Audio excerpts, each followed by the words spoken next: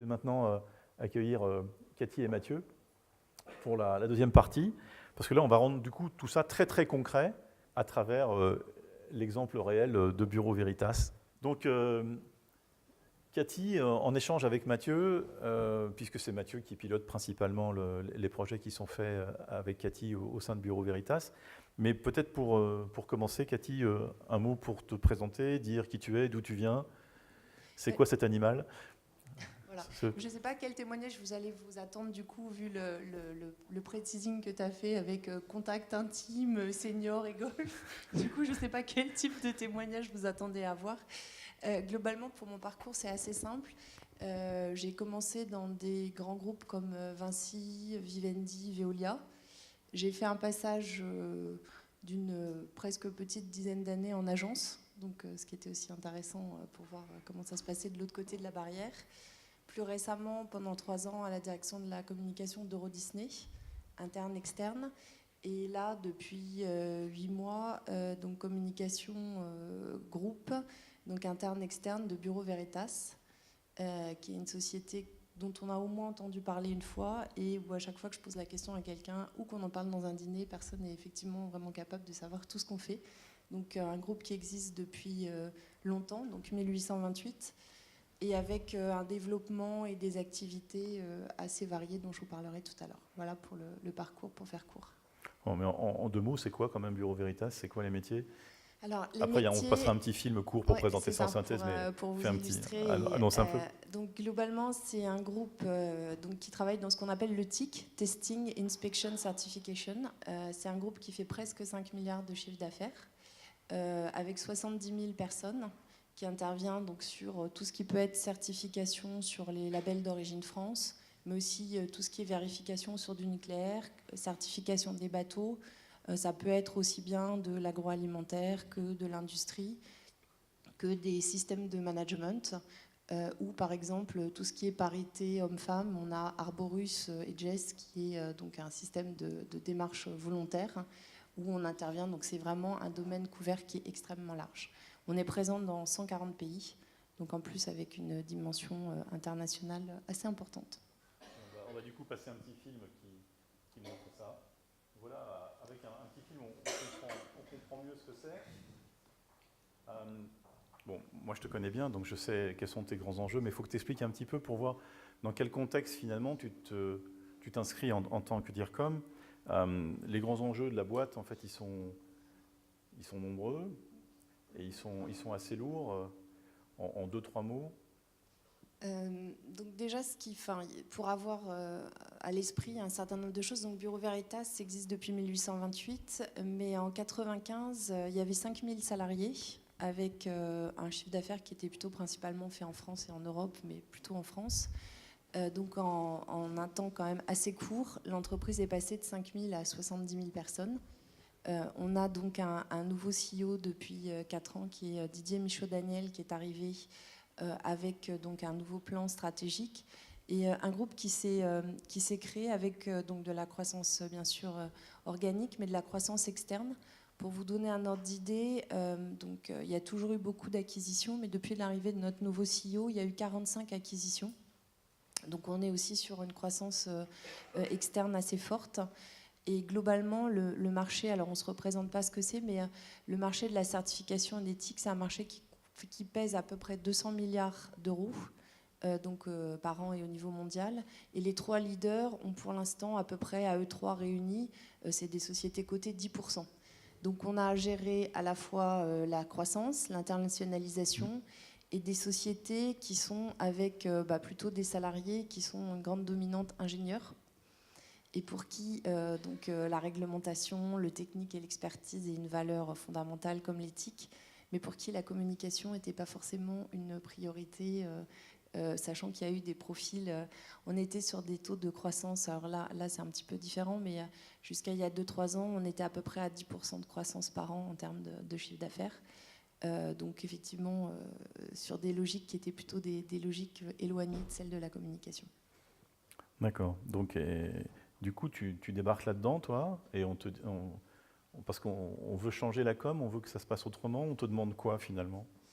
Il y a plusieurs missions. Il y a donc effectivement un nouveau CEO, un plan stratégique qui a été présenté donc l'année dernière, une communication qui était... alors ce qui est intéressant, et je ne sais pas si c'est le cas dans vos entreprises, beaucoup de gens en interne qui ne font pas forcément le distinguo entre le marketing et la communication, à peu près, enfin encore maintenant, mais un peu moins. C'est un peu un travail d'évangélisation, mais plus d'une fois sur deux, quand les gens venaient me voir en disant « Oh, tu sais, on pourrait faire un truc, etc. » J'écoutais en fait, c'était du marketing. Bon, c'est pas grave, on peut le faire, mais en plus, une connaissance pas forcément très bonne de tout ce qui était communication et ou marketing.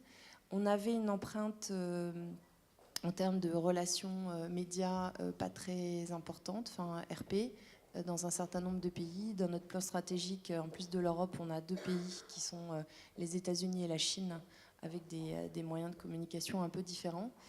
Le digital à revoir complètement, parce que c'est vrai que c'était pas forcément, même si dans les solutions utilisées en interne, en outils au quotidien, on a des jumeaux numériques sur la marine, on a des accords avec Dassault Systèmes. Enfin, le digital est très présent day to day, mais pas du tout dans une communication ou sur ce qu'on pourrait penser en termes de communication.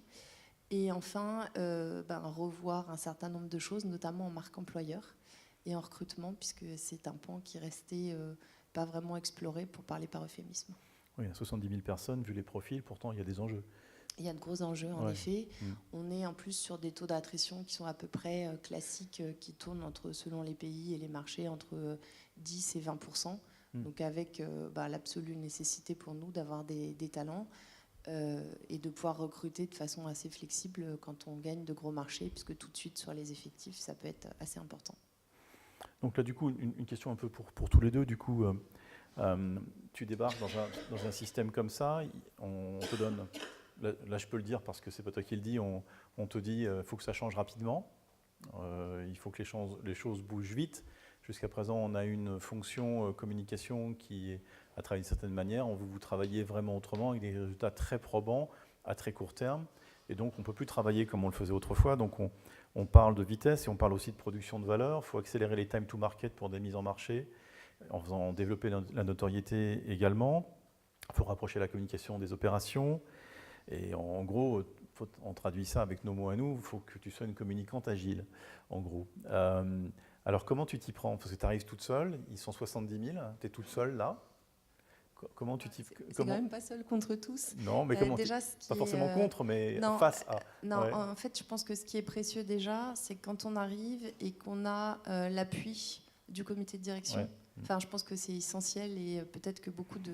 Enfin, je vais parler pour les communicants, mais il y a des communicants qui peuvent peut-être se sentir isolés parce qu'ils ont l'impression de ne pas être associés ou en tout cas de ne pas être reconnus comme un maillon quand même important aussi de l'écosystème. Là, la grande chance, c'est que quand même, que ce soit le CEO, le DRH ou d'autres fonctions du corporate development, il y a une vraie prise de conscience qu'il faut faire de la communication et un vrai soutien, ce qui quand même facilite grandement les choses. L'idée, c'est en plus une équipe qui est assez réduite. Il y a 5 personnes, donc le ratio corporate, 5 personnes dans des fonctions, par exemple chez Euro Disney où j'étais, c'est 15 000 personnes qui sont on-site, donc sur un même site, mais sur les équipes comme internes, externes, il y avait 27 personnes. Donc à un niveau de maturité et d'attente de communication qui n'est pas tout à fait le même. Là, on est 5, 70, et un réseau de communicants pas forcément identifié, puisqu'en fait, c'est plutôt Marcom, donc plutôt marketing que communication. Donc, une obligation de penser peut-être un petit peu autrement et de voir ce qui peut être mis en place en capitalisant effectivement, et tu l'as rappelé tout à l'heure, sur ce que connaissent bien les équipes qui sont là depuis longtemps, parce que pour beaucoup... soit ils sont arrivés en même temps que des acquisitions, mais ils ont au minimum entre 10 et 15 ans de maison, donc avec une bonne connaissance du réseau et des métiers, qui ne sont pas des métiers non plus forcément très simples à comprendre quand on arrive. Donc l'idée, c'est de voir comment on peut bâtir autour de l'existant, qui est plutôt sur de la communication, enfin un peu de webmaster, un peu de RP, mais léger, avec pas forcément... une expertise très dessinée dans l'équipe et quelque chose à faire rapidement, effectivement, pour avoir des résultats, pour mettre en marche la machine. Du coup, comment ça se passe? Moi, je connais l'histoire, mais raconter l'histoire, du coup, comment comment on en vient à bosser ensemble et sur quel niveau d'attente? Alors juste avant, je voudrais revenir sur un point qu'évoquait Cathy, c'est la partie gouvernance et sponsoring. Ça, c'est quelque chose d'essentiel sur tous les projets que vous menez au quotidien. Trop souvent, on a des demandes de clients, de prospects qui ont des bonnes idées, qui ont des envies, mais qui ne se sont pas assurés de la gouvernance du projet et du sponsorship à l'intérieur. Et aujourd'hui, c'est vrai qu'on ne prend aucun projet si on n'a pas fait ce travail-là. D'ailleurs, on accompagne beaucoup d'entreprises à construire ça en amont. Je préfère passer beaucoup de temps en amont à bien définir ça, à bien monter au bon niveau d'interlocuteur. Sinon, c'est qu'il n'y a pas de projet, c'est qu'il n'y a pas d'enjeu. Et être capable de dire et de se dire, finalement, si j'ai pas construit le bon écosystème, si j'ai pas le bon sponsorship, si j'ai pas la bonne gouvernance de projet, bah, le faites pas, votre projet, ça sert à rien. Même 1 euro est 1 euro de trop dépensé dessus, 1 minute est 1 minute de trop dépensée dessus. Et donc, à un moment donné, il faut savoir aussi mettre le marché en face de votre N+1, qui peut être le président de l'entreprise de 70 000 personnes, mais qui peut être le N+1, qui peut être un middle manager opérationnel. Et je ne crois pas du tout au fait, il n'y a pas de projet, il n'y a pas de budget, il n'y a pas de moyens. Ça n'existe pas. Ça veut dire qu'il n'y a pas de projet dans ce cas. Et c'est possible qu'il n'y ait pas de projet. Mais dans ce cas-là, il faut juste que chacun en soit bien convaincu. Et il faut bien que vous responsabilisez les gens qui vous demandent des résultats en face en lui disant, est-ce qu'il y a un projet ou est-ce qu'il n'y a pas de projet? On me demande souvent et on me dit souvent, on est cher. Qu'est-ce que ça veut dire être cher ou pas cher? Ça ne veut rien dire. Est-ce qu'on répond à un besoin? 1 euro de dépensé est 1 euro de trop s'il ne sert à rien.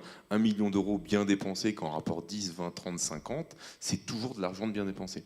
Donc attention à bien structurer ça en amont.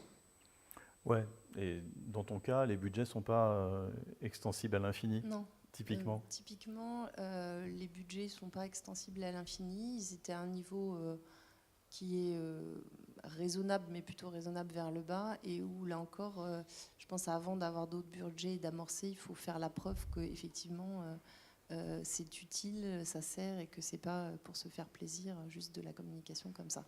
D'où l'intérêt aussi de travailler avec les opérationnels au quotidien pour remonter, ne serait-ce que pour la presse, les soft stories et tout ce qu'on peut pouvoir ensuite médiatiser, leurs besoins, les besoins en RH, les métiers, un certain nombre de choses, et être en même temps pas un peu une plante hors sol qui fait ça comme corporate dans le coin parce qu'il faut faire plaisir à un petit nombre de personnes du COMEX, mais vraiment que ça soit aussi en lien avec les opérationnels. Cette idée de devoir travailler du coup en très forte proximité avec tes clients internes, ça veut dire aussi que tu dois être en proximité très forte avec l'agence qui t'accompagne ou les agences qui t'accompagnent. Du coup, comment tu les sélectionnes? Parce que sur le papier, tout le monde raconte la même chose finalement.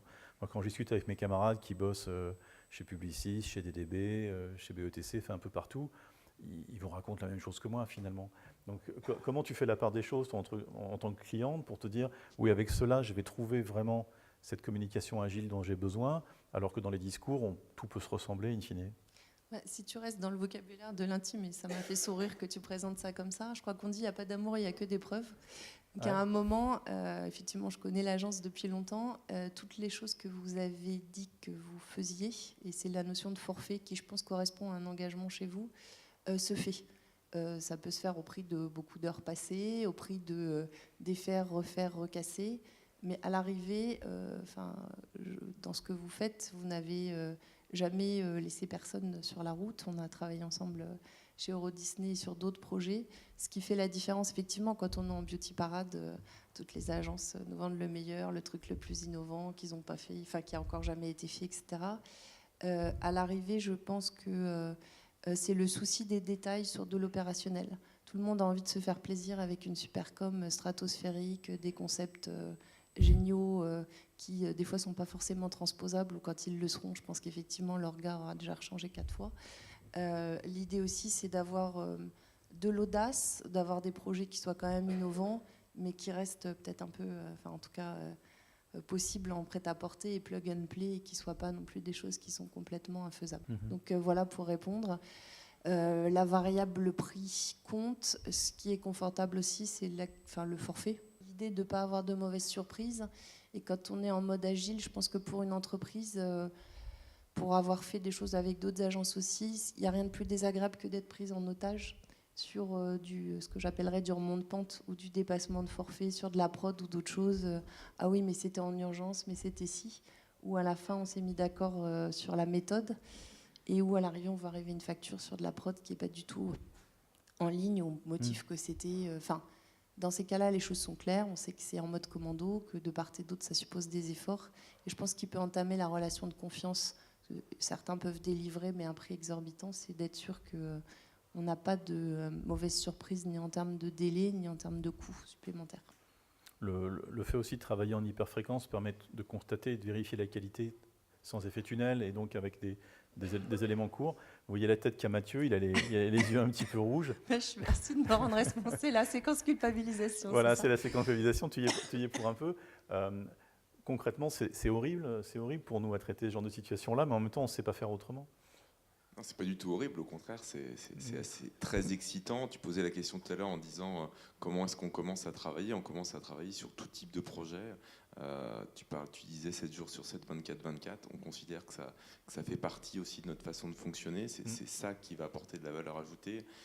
Cathy disait, parler de créativité. Ça, c'est un sujet qui est terrible pour les agences parce que tu parlais de l'ancien modèle. L'ancien modèle, c'est aussi de choisir une agence avant tout pour sa créativité. La créativité, c'est ce qui est le plus facile à mettre en œuvre quand on est en agence, puisque c'est notre core business. La raison pour laquelle, sur un appel d'offres lourd, comme on a pu le voir tout à l'heure, on est choisi, c'est essentiellement pour des raisons de créativité. La seule raison pour laquelle on continue à travailler avec des clients dans la durée et on développe notre business au quotidien, c'est l'excellence opérationnelle.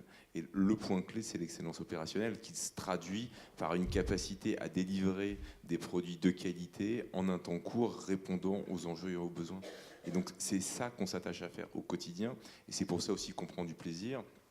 Et comme le disait Eric, ça veut dire être capable à un moment donné de se mettre sur un bout de table. Et c'est encore arrivé il y a 15 jours quand Cathy m'a dit, voilà, on a un gros enjeu de recrutement qui ressort. Le business est fort sur certaines activités chez Bureau Veritas. On va avoir besoin de recruter 10 000 personnes dans le monde et 1000 personnes en France. En plus, c'est l'occasion de prendre la parole. Je l'ai vendu au métier. Donc il faut se mettre en ordre de bataille. Et c'est rigolo parce que tu m'as dit à ce moment-là, on va faire du quick and dirty. Je dis non, on va faire du quick et bien, comme d'habitude, parce que le quick and dirty, ça n'existe pas vraiment. Maintenant, effectivement, il faut accepter de ne pas être dans la perfection. C'est sûr qu'en une semaine, sortir une campagne partout en France, qui est aujourd'hui sur les culs de bus, qui est à la radio, qui est à la télé, etc., ça ne se sort pas en 15 jours, quand dans n'importe quel cas, dans n'importe quelle boîte, ça va se sortir en 3 ou 4 mois. Donc c'est sûr qu'on n'a pas le même produit. Ça coûte moins cher d'ailleurs, c'est pas le même résultat. Par contre, le retour sur investissement, la fierté interne, le business, les résultats peuvent être au moins aussi bons, voire meilleurs, parce que justement, on a été dans la co-construction permanente. Donc le week-end, le soir, la nuit, on va avoir des équipes mobilisées pour être capable de répondre à ces enjeux-là, pour faire avancer au fur et à mesure. Et le point essentiel qu'évoquait Eric tout à l'heure, c'est d'être capable de se dire, je vais commencer par produire les 20% en bonne loi de Pareto qui me permettent d'arriver aux 80% nécessaires pour être capable de se rendre compte. Et puis après, les 20% qui restent, c'est qu'une question d'organisation, qu'une question d'équipe pour pouvoir répondre à ce besoin. Ça veut dire qu'on briefe comment finalement? C'est du briefing continu? Je pense que justement, c'est peut-être le modulo que j'allais apporter quand on dit 24/24, 7 jours sur 7. Je pense que c'est des directions ou des réajustements. Peut-être qu'il ne faut pas envoyer le message, même si vous avez beaucoup travaillé, que ce qui est fait, c'est du travail en continu sur ça. C'est se dire à un moment, plutôt que de laisser partir l'équipe créa ou sur d'autres choses, et de se parler que 3 jours après s'ils ont avancé, d'être capable de dire ok, je prends 10 minutes maintenant, ok, tu me l'as envoyé, il est 21h, pour dire attention sur tel point, là c'est bon, là c'est bon, là c'est pas bon, c'est une chose, perdez pas de temps, ça sert à rien, c'est ça, pour juste peut-être recalibrer, ce qui revient à répondre à ta question en disant c'est un brief qui se co-construit au fur et à mesure. On donne la direction, on donne les grandes choses, et ça revient à dire un peu ta première version qui sort rapidement et qui sert en fait d'échange plutôt que de partir de la page blanche, de dire là on est bon, là il faut changer telle chose, et qu'on affine et qu'on pilote au fur et à mesure. Le brief tel qu'il pouvait être avant, il y a quelques années, que j'ai connu en agence, qui est effectivement gravé dans le marbre, très rituel, les choses, effectivement sacralisé, avec on n'en dévie pas, on fait un affinement, ainsi, ça. Là on est plutôt sur effectivement l'itératif, et un peu comme en prod, quand on coule directement dans la maquette, on fait les corrections plutôt que d'attendre que tout soit figé, et finalement les gens regardent parce que c'est déjà monté, que ça donne déjà quelque chose, on réagit, on est un peu plus du coup en mode d'interaction. Sur l'aspect bien faire du premier coup, ça n'a plus de sens du coup alors. Ça reste une ambition qu'on peut se fixer, mais je pense que c'est illusoire de se dire que là, typiquement, on va avoir un premier... là, sur la campagne en question, c'est vrai qu'on l'a faite rapidement, c'était un besoin, on en est hyper content. Sur les taux de retour, je crois qu'on est à presque 3000 CV sur une semaine, ce qui est beaucoup sur ce qu'on visait sur ça. Non, on a eu pas mal de retours sur... on a des attentes, on sait où on veut aller, et bien faire du premier coup... non, mais vu le mode d'interaction et de créativité, on est satisfait, même si je pense que c'est impossible vu les domaines couverts et les délais impartis. Tu peux juste donner de manière concrète quelques exemples de projets que tu fais actuellement, des choses. Tu parlais donc d'une grosse campagne de recrutement, mais il n'y a pas que ça, tu as plein d'autres sujets en fait. On a un programme de refonte du digital. Nos sites internet tels qu'ils ont été créés sont des stand-alone. Donc on a la joie et le bonheur d'avoir 54 sites internet différents en stand-alone, donc qui ne sont pas dupliqués ni en miroir qu'il faut qu'on refasse. Donc pour certains ont 8000 pages, ce qui est pour ceux qui connaissent comme une aberration. Ouais.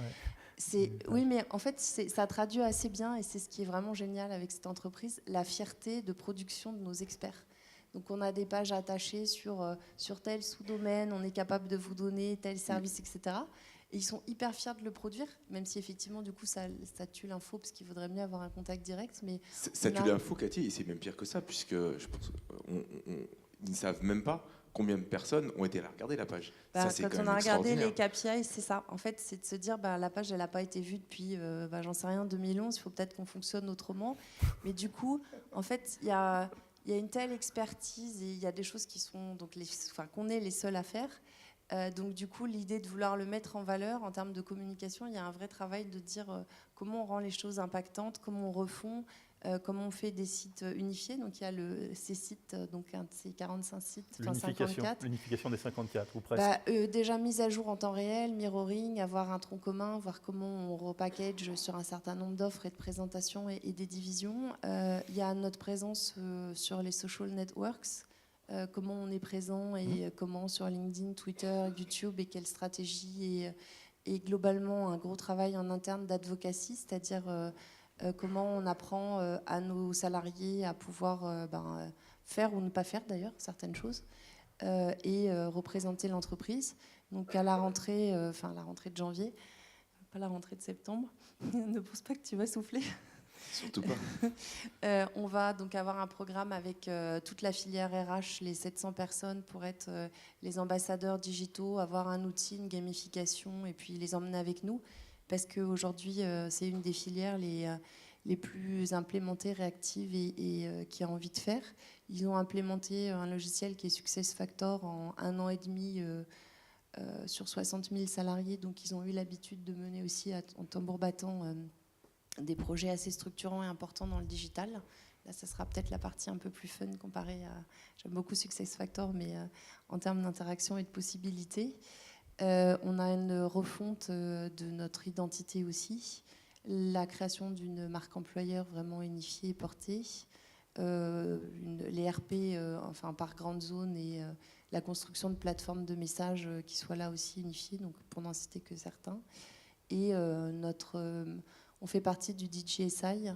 Et tout le DJSI, c'est un indice donc financier de notation des entreprises socialement responsables, et on est noté sur tout un certain nombre de critères. Le paradoxe, c'est qu'on contribue à beaucoup de missions socialement responsables sur protéger le consommateur, l'environnement, le développement durable, mais et on le fait, we do what we preach, c'est quand même bien. En revanche, pouvoir faire en sorte de le communiquer et d'être au diapason sur ça, c'est quelque chose qui n'avait pas encore été beaucoup fait. Donc ça fait partie des prochains chantiers qu'on va initier aussi. Et vous êtes 5 ? Oui, mais on a une bonne agence, il paraît. Je te la présenterai, je crois que c'est cadeau. D'accord, ok. Pour conclure, avant de prendre on a prévu un temps pour que vous puissiez poser des questions autant que vous souhaitez. Mais j'ai peut-être une dernière question finalement à te poser. C'est qu'est-ce que tu penses de la transposabilité de ce que tu es en train de vivre finalement? Pour être tout à fait honnête, vraiment une petite équipe compte tenu des enjeux et des tâches qui sont devant toi. Est-ce que c'est transposable dans d'autres entreprises, dans d'autres fonctions? Est-ce que tu penses que c'est des choses que tu pourrais faire ailleurs, ou en tout cas des méthodologies de travail que tu développes avec nous, mais ça pourrait être avec une autre agence d'ailleurs. Est-ce que tu vois ça ailleurs, ou est-ce que, autrement dit, est-ce que maintenant que tu l'as vécu, finalement tu travailleras tout le temps comme ça? Je l'avais déjà vécu avant chez Euro Disney sur l'extranet et sur un certain nombre d'autres sujets qui avaient à faire sortir rapidement, avec vous déjà. Oui, je pense qu'on le fait aussi avec d'autres prestataires et surtout en interne, c'est-à-dire sur nos clients internes. Clairement, on ne peut pas être tout seul avec notre petit bras, même avec une super agence, si quand on est dans des projets avec les DSI, avec les ressources humaines ou la filière finance ou sur d'autres choses, si on ne s'est pas mis d'accord sur en tout cas une façon de procéder et de gouvernance et de vision. On l'a appliqué sur d'autres choses, sur du RP et sur d'autres choses. Et oui, je pense que c'est transposable. Je pense qu'il faut juste être bien sûr d'avoir... finalement, on est vraiment en mode commando, c'est à ça que ça revient. D'avoir les gens avec nous, comme on dit, d'être sûr qu'on peut partir à la guerre avec, c'est-à-dire qu'on est à peu près d'accord sur l'ambition, l'objectif, les moyens. Et puis, typiquement, quand on est dans ce genre de projet, c'est-à-dire qu'on n'a pas de temps à faire pour faire 12 mails pour se couvrir, à envoyer. Alors, tu m'as dit à telle heure, donc je reformule de telle chose. D'être vraiment sûr qu'on est concentré sur un objectif et que les gens qu'on a autour de la table sont des gens responsables qui assument les fonctions dans lesquelles ils sont. C'est-à-dire de pouvoir dire, voilà, moi je suis un title pour la communication, ma feuille de route et ma lettre de mission, elle est jusque-là. Jusque-là, j'assume mes responsabilités. Sur les RH, la finance ou sur le reste aussi. Parce que les petits jeux de mails ou d'autres choses qui peuvent faire perdre du temps, je pense, sont en fait le lent poison de ce type de projet finalement.